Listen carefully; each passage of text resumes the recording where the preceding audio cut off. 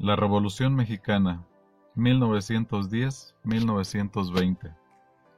Es muy probable que cuando escuchamos hablar de la Revolución Mexicana, los primeros personajes que vienen a nuestra mente, los más populares, sean Francisco Villa, Emiliano Zapata, Venustiano Carranza, Álvaro Obregón. Pero hay que decir que el líder de la Revolución Mexicana fue Francisco I. Madero, Francisco Ignacio Madero González, que pertenecía a una de las familias más ricas, más prominentes de Coahuila y de todo el país. En 1908, Porfirio Díaz, que era el presidente de la República, concedió una entrevista a un periodista norteamericano llamado James Cleveland, y en esa entrevista, Porfirio Díaz aseguraba que ya no iba a participar en las elecciones presidenciales de 1910. Hay que decir que en ese tiempo Porfirio Díaz ya tenía 80 años. Y Porfirio Díaz decía que veía con buenos ojos el surgimiento de otros partidos de oposición que pudieran llegar a la presidencia. Es por eso que después de que se supo de esta entrevista, Madero publicó un libro en 1908 llamado La sucesión presidencial en 1910. Y lo que más pedía para esa elección es que el voto fuera efectivo, que no hubiera reelección. El lema era sufragio efectivo, no reelección. Un año después, en 1909, Madero funda el Partido Antirreeleccionista. Era un partido que tenía postulados democráticos, pero carecía de postulados económicos, sociales, políticos. Este partido proponía como candidato a la presidencia a Francisco I. Madero y como vicepresidente al doctor Francisco Vázquez Gómez. En un principio, los seguidores de Porfirio Díaz y el mismo Porfirio Díaz le restaron importancia a este partido, pero al notar la popularidad, el crecimiento, la fama que estaba teniendo este partido y estos candidatos, Porfirio Díaz, días antes de las elecciones de 1910, mandó encarcelar a Francisco I. Madero en San Luis Potosí. Y el resultado de las elecciones fue que Porfirio Díaz se reeligió, por supuesto a través de un fraude, e iba a gobernar para el periodo de 1910 a 1916. Meses después, Francisco I. Madero huye de la prisión y se va hacia los Estados Unidos, hacia San Antonio, Texas, y desde allá redacta el 5 de octubre de 1910 el famoso Plan de San Luis. Es el plan con el que se convoca al pueblo de México a iniciar la revolución contra Porfirio Díaz. Por supuesto, este plan fue apoyado en todo el país, principalmente en el norte por Francisco Villa y en el sur por Emiliano Zapata. Los puntos medulares de este plan era, primero, anular las elecciones de 1910, argumentando que fueron fraudulentas. Segundo, que se convocaba al pueblo de México a levantarse en armas contra la dictadura a partir del 20 de noviembre de 1910. Y tres, para recibir el apoyo de todo el país, establecía que si se acababa con la dictadura, se le iban a regresar las tierras a los campesinos. Es por eso que los zapatistas, sobre todo los zapatistas, apoyaron este plan. 6 meses después, para mayo de 1911, el ejército de Francisco Villa se adueñó de Ciudad Juárez. Entonces ahí es donde se firman los famosos tratados de Ciudad Juárez cuya importancia es que Porfirio Díaz renuncia a la presidencia. El 25 de mayo de 1911 se firman los tratados de Ciudad Juárez, cuyos principales puntos era, como ya dije, que Porfirio Díaz renunciaba, después de 34 años en el poder, renunciaba a la presidencia y se nombraba como presidente interino a Francisco León de la Barra. Y uno de los puntos de este tratado también era que se convocara a nuevas elecciones. Porfirio Díaz se embarcó hacia Veracruz en un barco llamado Ipiranga y se fue hacia Europa. Llegó hasta Francia, se fue a radicar a Francia y allá en Francia muere el 2 de julio de 1915. Gobierno de Francisco I. Madero, 1911-1913. Como ya hemos dicho, en mayo de 1911 se firmaron los tratados de Ciudad Juárez, donde Porfirio Díaz renunciaba a la presidencia. 5 meses después, en octubre de 1911, se hicieron elecciones presidenciales y de manera contundente, prácticamente con el 100% de los votos, Francisco I. Madero se convierte en presidente de México y José María Pino Suárez en vicepresidente. Ellos dos habrían de gobernar para el periodo de 1911 a 1916.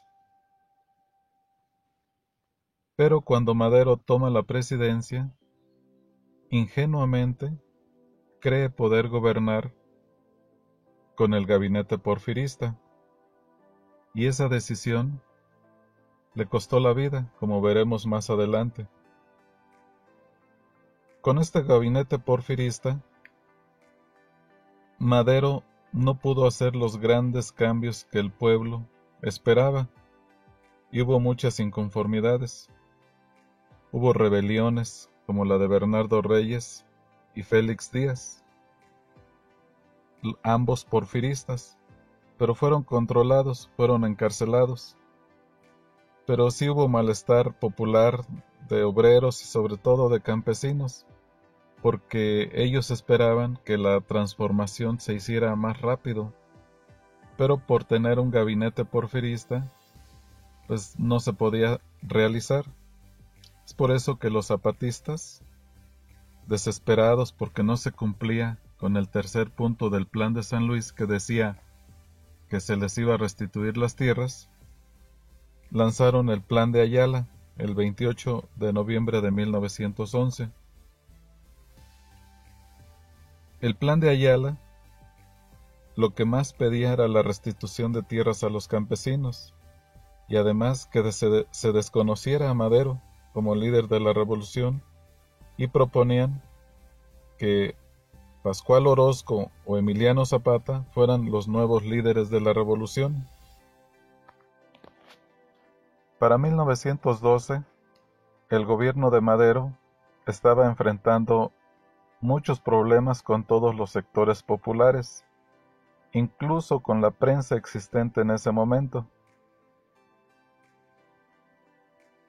Y para 1913 se suscitó lo que la historia registra como la decena trágica, 10 días trágicos, del 9 al 18 de febrero de 1913, que terminó con el asesinato del presidente Francisco I. Madero.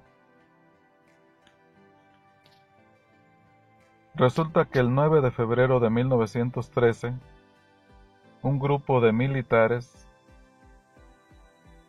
encabezados por el general Manuel Mondragón, se rebelan en contra del gobierno de Madero y deciden liberar al general Bernardo Reyes y a Félix Díaz, sobrino de Porfirio Díaz, que estaban encarcelados.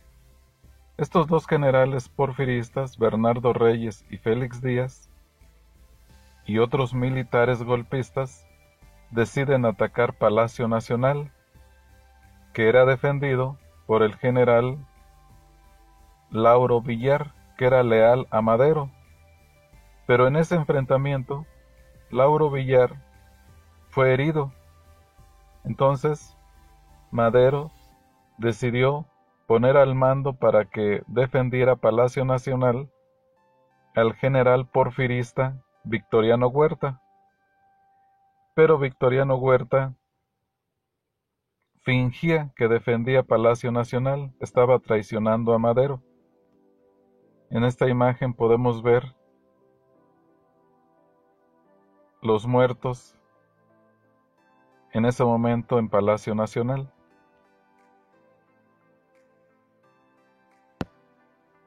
El general Manuel Mondragón y el sobrino de Porfirio Díaz, Félix Díaz, se adueñaron de la Ciudadela, donde estaba el depósito de armas, y desde ahí, desde la Ciudadela, atacaban Palacio Nacional. Victoriano Huerta fingía que defendía Palacio Nacional, pero ya había pactado secretamente con los golpistas, con Félix Díaz, incluso apoyados estos golpistas por el embajador de Estados Unidos, Henry Lane Wilson. Por lo tanto, Victoriano Huerta traicionó a Madero y a Pino Suárez, y para el 18 de febrero de 1913, Madero y Pino Suárez son obligados a renunciar, y quien toma la presidencia fue el secretario de Relaciones Exteriores, don Pedro Lascurain, que dio un discurso de aproximadamente 45 minutos y renunció, es decir, fue presidente durante 45 minutos. Todo estaba preparado, renuncia, hace su discurso, renuncia y queda como presidente el traidor Victoriano Huerta. Por eso podemos decir que Huerta llega a la presidencia en febrero de 1913 a través de la traición. A esto se le llamó el Pacto de la Ciudadela.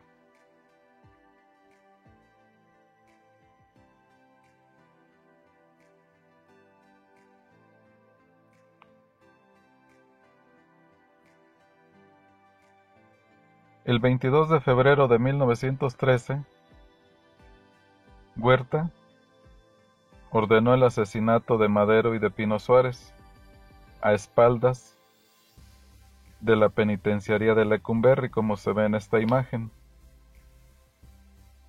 Y a partir de ese momento, Huerta estableció una dictadura que se caracterizó por el despotismo, por la corrupción y algo que no le perdonó la sociedad: el asesinato de Abraham González y de Belisario Domínguez, y que disolvió el Congreso.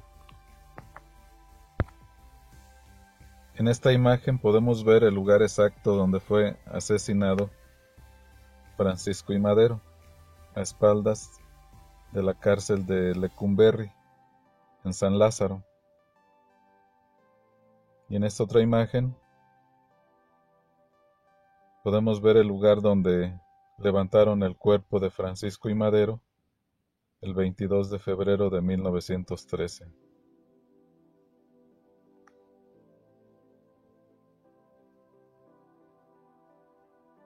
Esta es la imagen actual de la penitenciaría que hoy es el Archivo General de la Nación.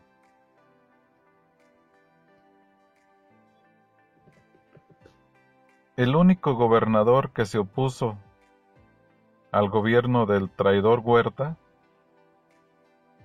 fue Venustiano Carranza, gobernador de Coahuila, quien un mes después del asesinato de Madero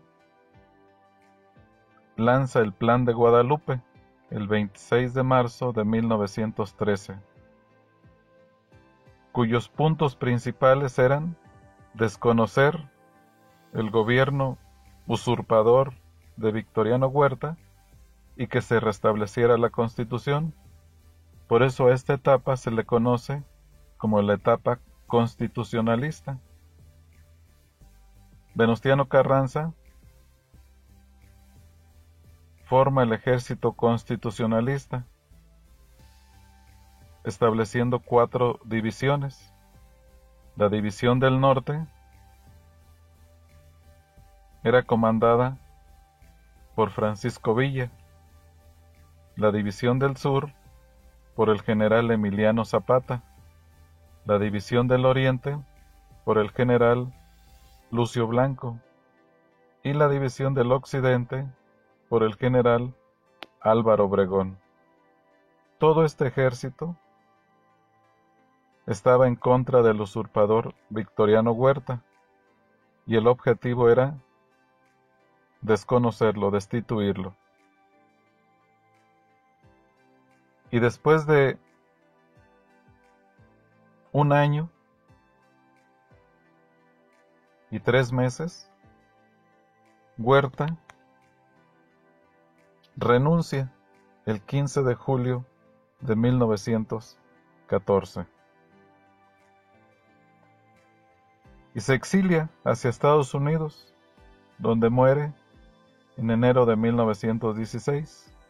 Cuando renuncia Huerta, queda como presidente interino Francisco Carvajal, pero también renuncia y queda como presidente José Refugio Velasco, que es quien firma los famosos tratados de Teoloyucan, que fueron firmados ahí en una salpicadera de un automóvil, como se ve en la imagen,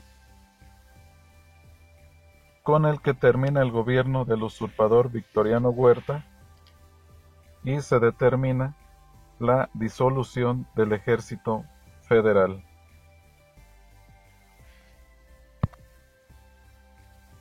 Después del triunfo sobre el gobierno usurpador de Huerta por parte del ejército constitucionalista, hubo un rompimiento, hubo una ruptura por parte de los grupos revolucionarios. Por eso esta etapa de la historia de México se le llama la ruptura revolucionaria o el cisma revolucionario. Surgieron 3 grupos dentro del ejército constitucionalista: los villistas, los carrancistas y los zapatistas. Podemos decir que cuando quitan al usurpador Huerta, Villa quería ser presidente, Carranza quería ser presidente, Zapata quería ser presidente. Entonces, para llegar a un acuerdo, para intentar alcanzar un acuerdo y pacificar al país, los grupos revolucionarios decidieron hacer una convención para poder intentar acabar con estas diferencias. Los del norte querían que esa convención fuera en el norte, los del sur querían que la convención fuera en el sur, y entonces decidieron que esta convención se hiciera en el centro del país, en Aguascalientes, y se hace la famosa Convención de Aguascalientes en octubre de 1914. Ahí se decidió nombrar a un presidente interino, que no fuera ni Carranza, que no fuera Villa, que no fuera Zapata. De una u otra manera se hace a un lado a los principales caudillos de la revolución. Y se decide nombrar como presidente interino a Eulalio Gutiérrez, pero al poco tiempo renuncia y queda en la presidencia interina Roque González Garza, pero también renuncia, era un caos, y queda el licenciado Francisco Lagos Cházaro. Carranza, por supuesto, no aceptó, desconoció los acuerdos de la Convención de Aguascalientes y empezó a tener más diferencias con los villistas y con los zapatistas. Entonces, Zapata y Villa deciden avanzar hacia la capital del país, pero antes firman el Pacto de Xochimilco en 1914, que es un pacto, es una alianza entre Zapata y Villa contra Carranza. Álvaro Obregón y Calles apoyaron a Carranza. Obregón derrotó a Francisco Villa cerca de Celaya. Y entonces Francisco Villa, como se da cuenta que el gobierno norteamericano está apoyando a Carranza, decide atacar una población norteamericana llamada Columbus en marzo de 1916 y con el apoyo del ejército alemán. Recordamos que en ese momento estaba ya la Primera Guerra Mundial. Carranza establece un gobierno en Veracruz en 1914 y para principios de 1916 traslada su gobierno a la ciudad de Querétaro.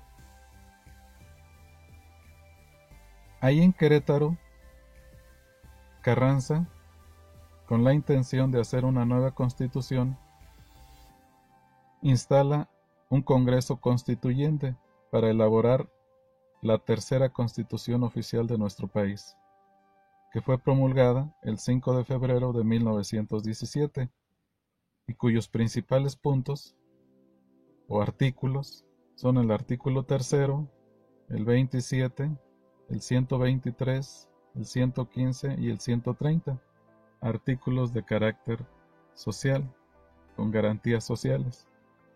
El artículo 3 nos habla de la educación laica, científica, democrática, gratuita y obligatoria. El artículo 27 nos habla de la propiedad de la tierra que le corresponde a la nación. El artículo 123 habla de las condiciones del trabajo y la previsión social.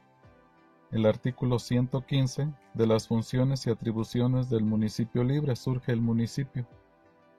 Y el artículo 130 nos habla de la libertad de culto, que la Iglesia no tiene por qué intervenir en los asuntos políticos. Como ya dijimos, durante la ruptura revolucionaria, el gobierno norteamericano decidió apoyar al gobierno carrancista.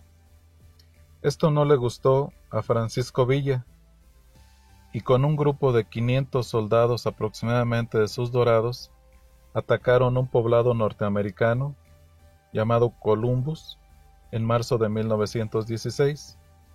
Los villistas en ese ataque robaron armas, caballos, incendiaron algunos edificios, mataron a algunos militares norteamericanos y civiles. Entonces, el presidente de Estados Unidos, Wilson, con la autorización de Carranza, envía aproximadamente 10,000 soldados para que se internaran en tierras mexicanas y capturar a Francisco Villa. Ofrecieron cerca de $5,000 por la cabeza de Francisco Villa. Hay que decir también que quien dirigía esta expedición era el general Pershing, que después fue uno de los generales importantes durante la Primera Guerra Mundial del ejército norteamericano. También hay que decir que quien financió a Francisco Villa y a sus dorados para atreverse a atacar a Estados Unidos fue el gobierno alemán. A los alemanes les interesaba que México y Estados Unidos tuvieran una guerra, que Estados Unidos se entretuviera en una guerra con México para que Estados Unidos ya no enviara armas a Europa, sobre todo a los franceses y a los ingleses, que eran enemigos de los alemanes en la Primera Guerra Mundial. Hay que mencionar que durante esta expedición punitiva por parte del gobierno norteamericano fue todo un fracaso. Nunca pudieron capturar a Francisco Villa por el desconocimiento del terreno, por la habilidad de Villa, pero sobre todo porque el pueblo mexicano lo protegía.